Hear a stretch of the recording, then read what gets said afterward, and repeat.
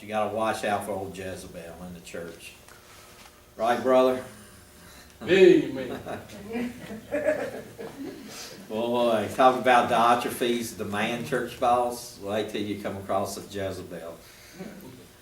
Woo. There you go. They got them. Oh, yeah. Man. Talk about wicked.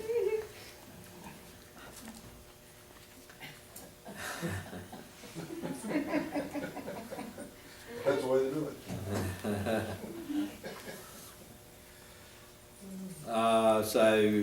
God's objection was they were allowing the ministry of a false prophetess, aptly named Jezebel. In the Old Testament, this Jezebel was the pagan murderous wife of King Ahab. Boy, she was something else. And her sin. And then this here, she was teaching men, which was, she was teaching immorality, and she's teaching idolatry. Okay. There's a Jezebel spirit. Counsels, verse 24, 25, the challenge, verse 26, 28. Church at Sardis, chapter 3, verse 1 through 6. City, Cyrus the Great captured it by following a secret path up the cliff, though people thought it was unconquerable. Coins were first minted here. It was noted for its great wealth, the chief of which was its flourishing carpet industry.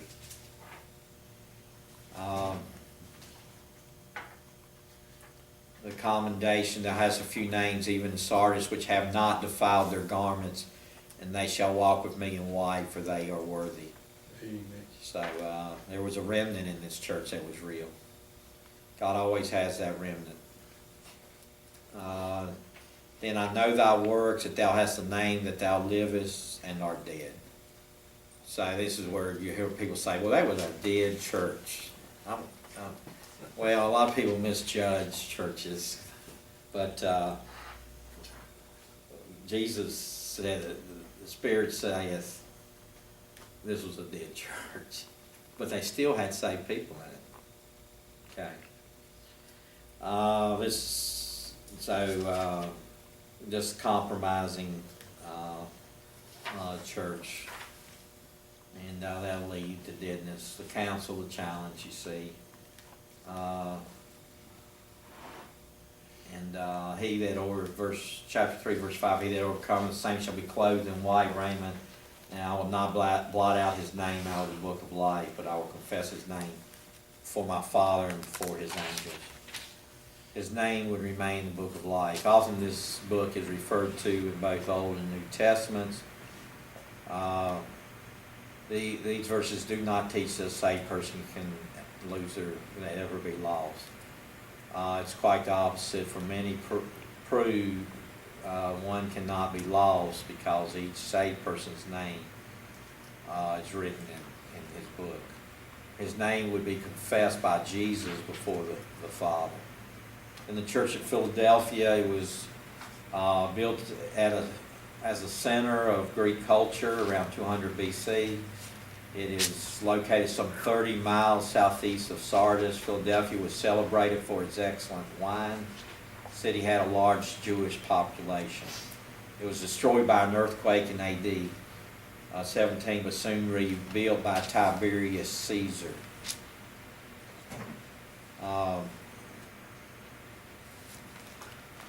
Christ is holy, he's true. He hath the key of David. He that openeth, no man shutteth, and shutteth, and no man openeth. He's the ruler. In other words, he's sovereign, in control. He says, I know thy works. Behold, I have set before thee an open door, and no man can shut it. For thou hast a little strength, and hast kept my word, and hast not denied my name. So in Revelation, chapter 3, verse 8 talks about the door of service. Revelation 3:20, the door of the human heart. The door of the rapture, chapter 4, verse 1. And 19:11, the door of the second coming. Condemnation none given. That's always good. Behold, I come quickly, hold that fast which thou hast, that no man take thy crown. So they're going to be, have privileges, power, and protection. The church at Laodicea,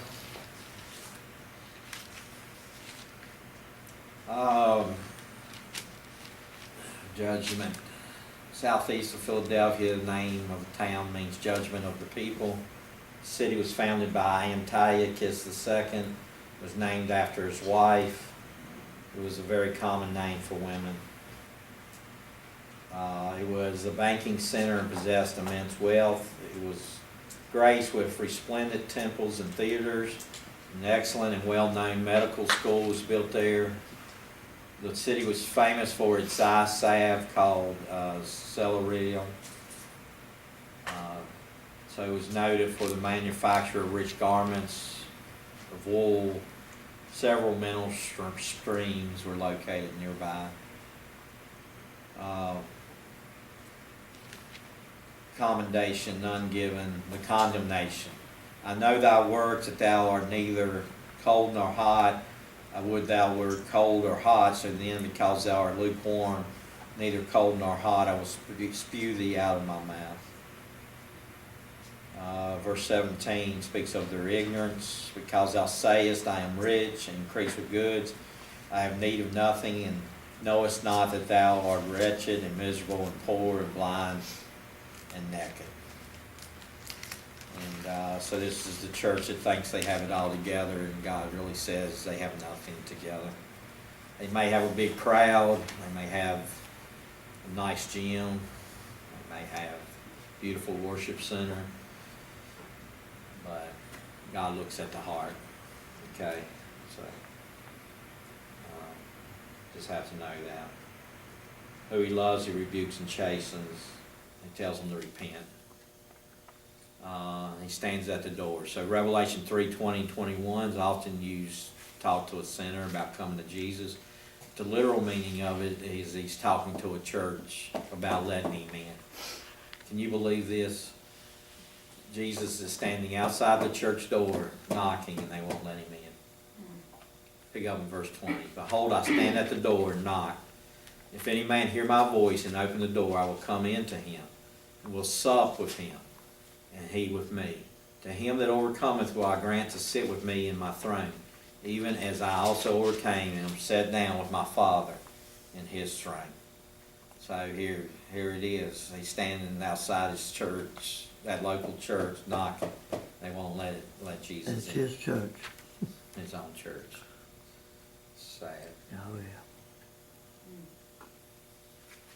Revelation 4 and 5 is called the worship of the Lamb, and so we're going to pick up there next time. And he's worshipped for his creation, and he's worshipped for his work of salvation there as well. Chapter 4 and then chapter 5 for his salvation. And then from chapter 16 to 19 is the wrath of the Lamb. Okay, tribulation. He's going to pour his wrath out upon this world, the world system, upon people. From you see the church in chapter 2 and 3, and then when you begin in chapter 4, verse 1, they're worshiping. You know, they've been called before the Lord. And then you pick up, so you're going to see a heavenly scene, you're going to see an earthly scene.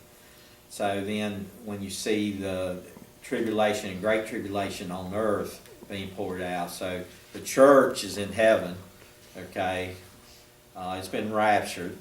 It's in heaven. It's worshiping the Lord. But also, remember, the Bible talks about us standing the beam of judgment and giving an account of our Christian life before God. So while tribulations taking place here, those years are spent for us before the throne, rewarded, and those type of things. Then when he comes back at the end of the tribulation, his saints come with him. See, okay. During that time, his wrath is being poured out here, the great tribulation, man's doing anything to man. Satan's allowed to, okay, all evil people say, if you ever talk to an evil person, they could just have their way, a liberal, if I could just have my way, I could show you how my way would work. Well, God's going to let them have their way, it's going to be total chaos and mess, and just awful, okay, and the devil. And so you have this heavenly view of things, and then you have the earthly view, okay, and that's where, if you see that as chapter 16 and 19 plays out.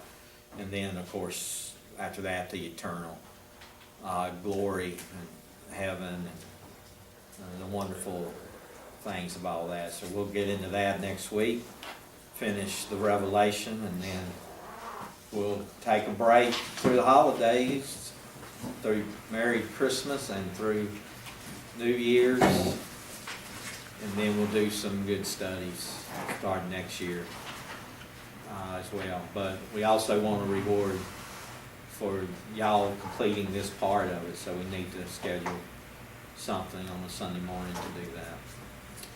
All right. Charlie, thank you for always coming and filming for us. We really appreciate you. A lot of work you put into it, and you really taken this ministry where it couldn't have been taken. So we thank you for that, brother. Thank Brother Jerry for copying it for us and putting it on the thing and the janky that he puts it on. Thank all of y'all for coming each time, being devoted to it. And so after next week, we'll have that layoff period, but during that time, we'll try to build the class too. All right. Okay, Boots, you want to close us in prayer? Dear Heavenly Father, we come to you today to give you praise for your Son that you sent to earth at this time of year. We honor him, and we give you praise that he came as a baby. He went to the cross and died to cover our sins. Lord, I just asked you that we would be knowledgeable and appreciative that we deserve and honor the scars on his hands that he bore for us. We ask you to be with us this week, keep us in your will, keep us in the light and out of the darkness, and we give you the honor and the praise. Amen.